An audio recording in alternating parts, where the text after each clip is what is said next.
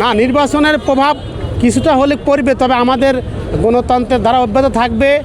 কারণ দেশের একটা অন্তর্বর্তীকালীন সরকার আছে, ইউনূস সাহেব, উনি শক্তিশালী মানুষ, ওনাকে বিশ্ববাসী ভয় পায়, ইন্ডিয়া ভয় পায়। এই জন্য আমাদের সামনে নির্বাচনে ভয় পাওয়ার কিছু নাই।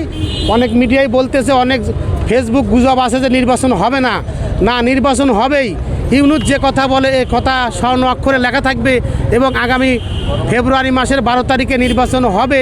এটা নিঃসন্দেহে নির্বাচন হবে এবং এই খালেদা জিয়ার দল, শহীদ প্রেসিডেন্ট জিয়াউর রহমানের দল, তারেক জিয়ার নেতৃত্বের দল, জাতীয়বাদী দল বিএনপি 250 আসন নিয়ে আগামীতে সংসদে যাবে, এই আমি প্রত্যাশা করি এবং গ্যারান্টি দিলাম 250 আসন পাবেই।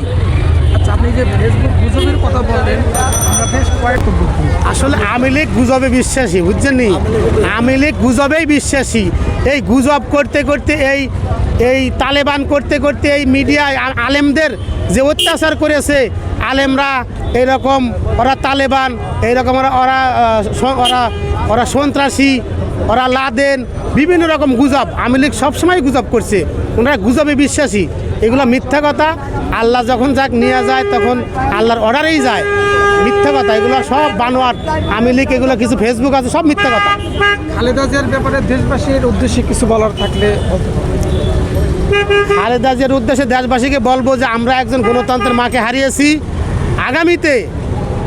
আগামীতে এই খালেদা জিয়ার দল, শহীদ জিয়ার দল, সারা বাংলাদেশের বিএনপি কর্মী, আপার জনসাধারণ, 22 কোটি মানুষকে আমি বলতে চাই যে আগামীতে জিয়া পরিবারকে আমরা আরেকটাবার সুযোগ দেই। যেহেতু গণতন্ত্রের জন্য খালেদা জিয়া জীবন দিছে, যৌবন দিছে।